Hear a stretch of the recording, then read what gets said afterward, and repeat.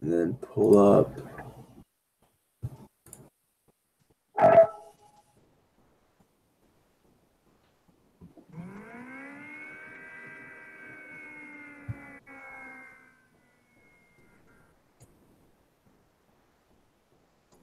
All right, so this week we did the case of Mary Griffin at Derby Foods. Just kind of a brief overview, and then we can kind of go into the discussion questions. Basically, Mary is the vice president of consumer products. She has its case starts off where she has an employee coming to her with a complaint about somebody else. The other employee that the other guy has a complaint about, his name is Simon York, who is a new manager to the company. He was an employee for the longest time, very successful, very good at what he did. However, since he became manager, there's been several issues, just more in his management style and the way he interacts with other people. Such as him going and getting mad at the the branding department or at one of the other departments and getting mad at them that he wasn't over. And then there was another incident a couple of weeks ago where he went to a meeting and embarrassed one of his guys by calling him out in front of everybody. And so Griffin has set up a meeting with York to try and discuss some of the issues. And so it's our job to kind of analyze, maybe give her some feedback as far as what she should do and the potential consequences and rewards for doing so. Is there anything that I missed? That's what I got out of it. Yep. So I think we'll just start with the group discussion questions that they posted. So the first one is, what is really going on? What are the root problems? So I just kind of gave a summary, but are there any specific problems you guys see that really need to be addressed? Or why are they a problem, I guess? Yeah, hold on. Let me pull up my notes.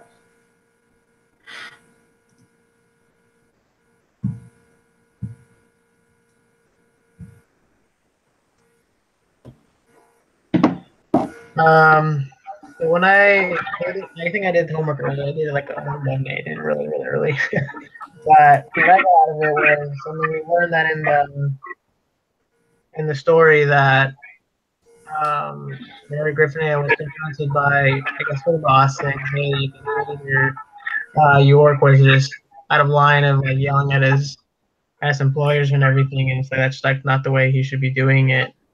And so I just think what I put in my little response was, when somebody gets a promotion to a different lead, I mean, they should be able to have like a sit down with their manager saying, these are your priorities, this is what you have control of, this is what you shouldn't do, and everything, just so they're aware, so that way they just don't get put in the position and then not have like any guide of what they're doing or what they cannot do. Right. I definitely think that's a problem, is that he's trying to overstep his boundaries and try and manage other departments with an issue versus going to the manager and saying, hey, this is something that I noticed, what can we do to fix it? He's just going straight to the employees and chastising them when that's not really his position to do. Yeah, the one guy kind of did say that he was a hot shot. Doesn't care that he's a hot shot coming in, and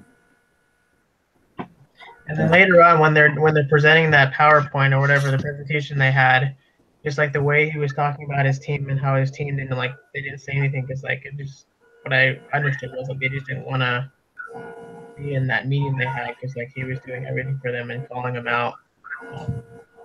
But I think that's important, is that's one of the potential ramifications if she doesn't meet with him, is that he's going to alienate the team and the departments and everything else. And so if he's ruining the relationships that they're working so hard to build, their productivity is going to go down. People aren't going to go get along. The company culture is going to suffer if he's just kind of left unchecked. Yeah. But that brings up one of the other questions. It says, in referencing that first meeting, should she have said something the first time there was a problem? So when they went to that meeting and he corrected his employee, should she have said, met with him immediately and said something, or is it better for her to wait until there's more issues? I think to me, I think the way she handled it is kind of the way most people would handle it, including myself. I would, if I was her and I saw him kind of doing what he did, I would sit back and I would take note of it like she did. Like, wow, okay, maybe I do need to keep an eye on this guy, but I wouldn't jump on him right away. I'd kind of wait for him to see. Maybe he was having a bad day. Maybe he was nervous, whatever. Yeah, that's what I'd say.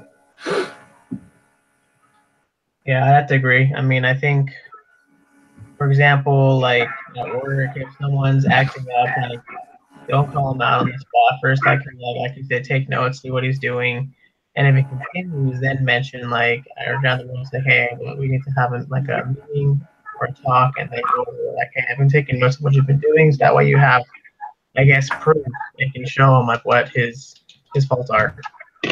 Yeah, and I think you guys are both right. It's actually in the case that she had kind of waited because she was hoping it was an isolated incident. You can't just jump over somebody the first time something happens.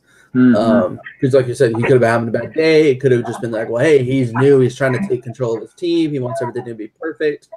So I definitely think she did the right thing, giving him a pass. But now that she's got a second incident with the same kind of, I guess it's not the exact same, but the same kind of potential ramifications, that she definitely doesn't to meet with them. And I don't think it's going to be a meeting. It's like, hey, you're wrong. Like, I'm going to write you up, but more just like, hey, you're new to leadership. Here's how some things I've noticed. What can you do to improve? And stuff like that. Yeah. So, go ahead. I was just gonna say, goes back to the golden rule. Just needs to kind of remind this guy, how would you like to be treated? Is this how your leaders treated you?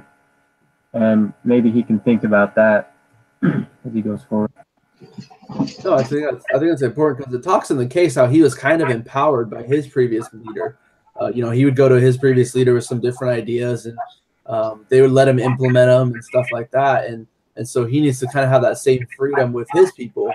One of the things when I got a promotion, what they said was, when you lead, you want to prepare your people to be able to take over for you when you leave. Like when you leave, someone should be able to step up into your shoes because you kind of help prepare them. And I think that's important for him to realize, is that it's not all about him. It's about what he can do to help that team really be successful. Exactly. A real leader will leave. They should be able to kind of step out for a little while, and people will know how to step in and fill in. That's how you know if you've got a real leader. But if it's a leader who, once they step out, everything kind of falls apart, then it's not sustainable in a business. Okay. So do you guys have any examples of when you guys were given a poor correction and how it affected you, or what the results were? I couldn't think of one for myself for some reason. I mean, I kind of work for myself in a way, so. But I do have a pretty recent example of a coworker who does have a boss in a different department, and he was really loyal to us for a long time, but he finally just decided he couldn't put up with it anymore. He was feeling bullied, and just whenever anything went wrong, whether it was his fault or not, he got the blame. And it's sad because he was a great employee, but it just made it to the point where he decided it wasn't worth it anymore. It was ruining his personality. He just wasn't happy. So it's not a very detailed example, but it is something that happened a couple weeks ago. Right. I remember one time, this happened, I think, a couple months ago. I work at the bank. But anyway, I had a scheduled time of where I was leaving for vacation. I think I was leaving at like 2 o'clock. And anyway, I just said something that upset my manager. But I mean, like, that I supposedly said in the morning around like 10, and he just didn't say anything. And so he waited till I left, and I was like, actually, like, put my things away, and I was about to leave at the door. He's like, hey, can I talk to you? And I was like, yeah. And then he decided to finally bring up what he told me. But I mean, he knew that I was supposed to leave at a certain time because I was going on vacation. I was going somewhere, but he decided to wait. I mean, I understand like he wanted to wait to talk to me, but it would have been nicer that he would have thought like, oh, he's leaving. I let him leave on time. I don't want to have him be here, but I was there for another 20 minutes talking to him. I was like, I'm supposed to leave like 20 minutes ago. So it was dumb, but Gotcha. Yeah, I thought of one. So I do hospital security, which is a little bit different than what most people think about when they hear security. There's often times where we actually have to go in and confront people and go hands on or something like that. And I remember the first time I'd never done hospital security. I'd done the other security where you just sit in a guard shack kind of thing, or just check vehicles in or out. So like my first day at the hospital, we go into this room and this patient is going ballistic, throwing stuff and other stuff. And so it came down to the point where we ended up having to restrain them to the bed, both for the staff safety and their own safety, until they could get them to calm down and get them some medication. And something happened where like I didn't put the restraint on right, or the guy got loose, he got his hand free or something, and he was able to get himself free. So then we had to go back through it. And again, it was my first day. Like I had no idea what I was doing. I was never really trained on it. My training was supposed to be the next week. I was only supposed to be shadowing, but I remember the supervisor turned to me. He's like, "Are you that stupid? Are you kidding me?" Like, and I was like, "Whoa!" Like, what do you? And it was in front of. And mind you, like when they call these things, like there's probably 15, 20 people that show up, right? So I mean, it was in front of a huge group of people, and like from that point on, like I had no relationship with that guy. He was there for like another 6 months or whatever. We had to work together, but I was never there with it. Like I had no respect for him. When we show up to situations, like I would just do my thing and leave. I wouldn't really talk to him. But more importantly, like it had an effect on those around us, because I went, as I started to get more comfortable and start, moving around the hospital and stuff. Some staff members told me, they're like, "Man, that guy is crazy," and they started to lose trust in him because of what they saw. So it's that was the situation, and it was just interesting to see. Like, not only did it affect him and I, but it affected everybody around us who heard it. And they started to not call him for certain things. They started to not really socialize with him. And this is a guy who beforehand was really well liked by everybody. And he just, it shows you how quickly you can lose that trust with people. It's a good example. Where are you guys at again? Where do you live? I'm in Arizona. Oh. I'm in Utah. What part? I'm in Provo right now. Okay.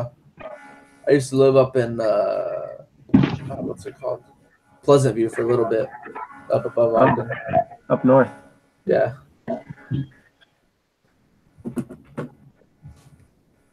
Where are you from, Jacob? I was born in Bolivia in South America, but I was raised basically my whole life in Oregon. Okay. Yeah. Cool. Is that where you're at right now? I'm in Rexburg, Idaho right now. Oh, okay. Yeah. You go to campus for some of your classes? Yeah, I take some on campus, some online. So. Right on. Is there a difference in the two? Yeah, online has more work. You have to do more just work that it takes time, and then just on campus you can, I guess, not go to class if you don't want to, and still pass the class if you're smart on tests and everything. Gotcha.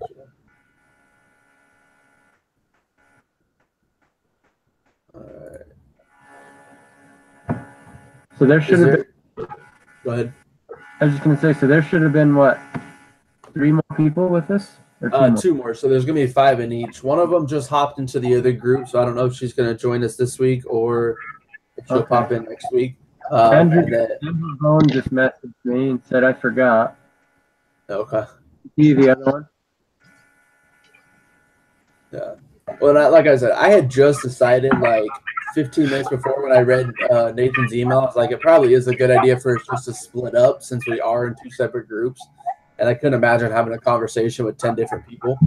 On this thing? That'd be yeah, everybody trying to talk over each other. Not even on purpose, but just trying to get their points across and participate. I was just like, you know what? I can create an HOA. It doesn't take very long. and then we can wing it for this week.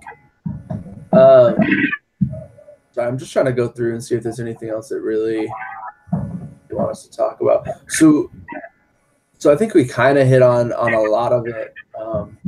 But why is it really so important for Griffin to address the behavior with York? Like, what are the potential rewards or risk of her not doing it?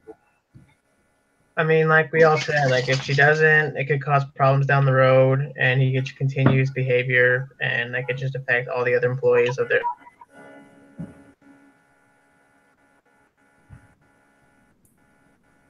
Yeah, I mean, those are kind of my biggest thoughts. Is that, you know, within a company, there's always some kind of culture, and if you don't address a problem that's eroding the culture, it's just going to happen if you don't take the time to do it. But how do you guys think?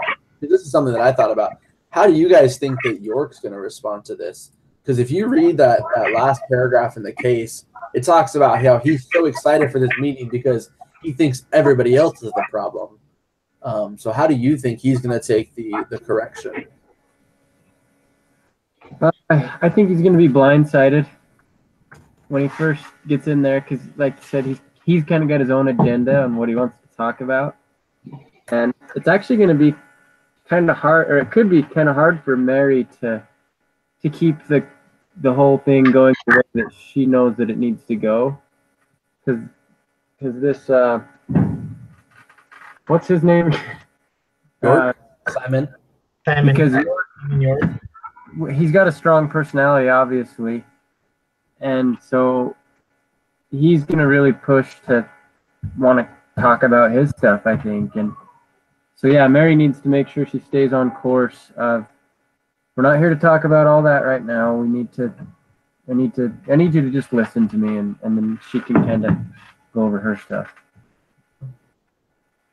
So what approach would you take with him? Would you just take it as a, hey, this is what's wrong, like you need to fix it? Or would you try a more gentler approach? Or like if you were in Griffin's shoes, like how would you have a conversation with him? Well, my personality is to take it gentle, and it's not the best way to do it. Employees need it to be direct, and that's just hard sometimes to do. But I think with him, she's gonna have to be direct. Yeah, that's what I was gonna say. Especially if you have somebody who they don't think they're a problem, like you can't really sugarcoat it, or you're never really gonna get your point across. Yeah. I think a big thing with him is helping him to understand that, like, look, yes, you are talented. Yes, you are. You know, you have a lot of skill. Like, you're the right person for this position, but you know, everybody else isn't on your level. You know, and sometimes, like with guys like him, like you got to give him an ego boost if you want. Like, hey, you know, yeah, you're great, you're fantastic. We need you to help bring everybody up to your speed. You know, we need to get you to teach everybody else to be like you. And I think if she comes at it like that angle and say, look, you know, if you don't think the production team's up to your level, like that's okay. You know, how can you help them? You kind of get input from him to say, you know, how can you be a better asset to them and to everybody else? Because I think a lot of his thing is going to be kind of self-correction, where if he understands like, hey, this is how I can do this better, it'll work out for them. But I think if she just goes in there and tells him, I think he'll kind of just shut off to it and be like, no, I'm right. Like, I know what I'm talking about. I'm awesome. And not really accept it. Yeah, I agree. Looks like someone else joined us. Yeah, like so. I thought I heard him growling in the background earlier. I was looking to see if it was my dogs. I was like, what do you want? Go outside already.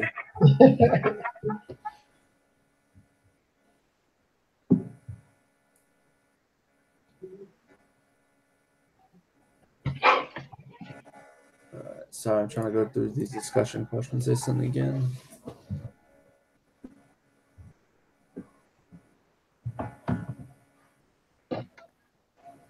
Yeah, I mean, I think it looks like we hit on, I mean, most of it. We kind of talked about the culture of the company and how, you know, him reacting this way to, you know, diminishes that culture. We talked about the issues, how important it is that, should correct him. Talked about how she should correct him. You think she should, like, I don't want to say threaten, but threaten that if it happens again, he'll be demoted or fired or something? I think she should mention it, like just say, "Hey, these are the consequences and everything." That's why he could just like get the tone set, like, "Oh, gee, like this is serious and everything." Because if you don't, I mean, then the person's gonna just think, "Oh, I can just do it again," no big. Yeah, I don't know, because I went back and forth on that when I was writing my thing. Is like, should she go in kind of like with an iron fist and say, hey, if you don't do it, ship up or shape out? I think it is important to mention it, but I do think we have to remember that he's only been in this position for a few weeks, right? It's not like he's been in it for years, and it's like, this is how he is. He's not going to change. I think it depends on how his tone is. If she goes into the meeting and says, hey, we need you to, change this or this and that, and he goes, yeah, I didn't realize that was a problem, or yeah, how can I do that better? Then I don't think it's necessarily as important to mention it because he's already kind of doing it. But yeah, if he goes, well, I don't know what you're talking about. I'm amazing. Like, I'm great. Then I think it'd be like, well, you are a problem. And if you don't change or you don't, whatever, we'll have to look to move in a different direction. But I think it depends on how he reacts to it again. Definitely.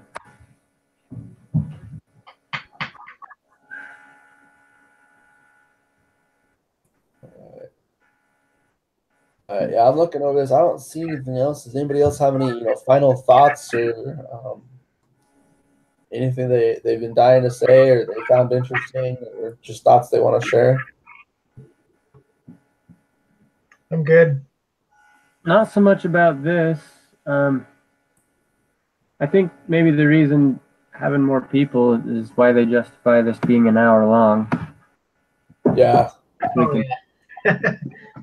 How long have we been going for? About half hour. So from what I understand, like we do this kind of thing every week and we just talk about a different case study. Yeah, so the way that I got it, so I had a class last semester that was very similar. Basically, you have a case, you study it throughout the week, and then you meet at the end of the week and talk about it. So every week it should be about an hour on Fridays. And then it says here that the group leader will copy the link at the top. So I'll post it to YouTube, and then I'm gonna put it in that discussion board. And I'll tag everybody that was here, or put your names in there so you guys get credit, and then that way you guys can review it, I guess, if you want. Or that way the instructor has it. And then each week it should be a new person being the group leader. Right. To kind of set up the HOA and everything else. And so when you're the group leader, do they send you that link of what you have to go over, or did you like? No, so it's if you look under the where's it at? Where do I find it? It's under the group discussion agenda. It's under it's under one of the lessons that says if you are the group leader, then For week 4. Okay, I see. Yeah, cool. Yeah. So I just pulled it up and started reading it right before everybody kind of came in. We're in the third one. We have 10 more to go. Nice. All right. That's one way to look at it. So the way, because like I said, I did these last semester, and we only had 3 people, so we were only running, 30 to 40 minutes. It just depends on the case and how much content there is. But I'm hoping with 5 people, there's a little bit more different experiences to share and different groups of thought and trains of thought that we can kind of talk about and go off of.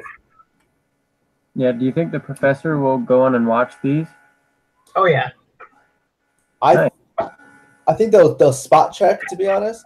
Because you figure there's 10 groups in an hour long. Are they going to commit 10 hours? And that's just this class. Like sometimes they teach more than one class.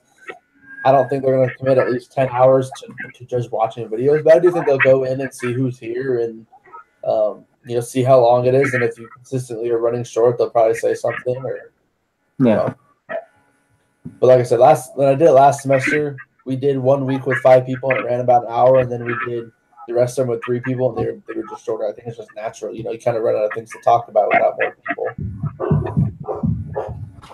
Okay. So every week we kind of plan on it just being us and maybe 2 other people then. Yeah, so I know one of the girls, she joined the other thing. So I'm gonna shoot him an email and just say, hey, let her know. Or what I'll do after this actually is I'll go through and get everybody's email from just our group, and I'll send out a link just so they have it. Like, so if Andrew wants to go back and review it or whatever, and then just say, hey, next week, you know, because Veronica said she would set it up. She's in our group. Just see if she'll set up next week, and then we can just kind of go from there and take it on a week-by-week basis. Cool. Sounds good. All right. Easier So than there's stuff. Yeah. Sweet. I mean, that's all I got. If that's all you guys got, I think we're good. Okay. All right, I'm gonna stop the broadcast. I'll post that link and then I'll send out that email shortly. All right. See you next All week. right, later, guys. Hey, see ya.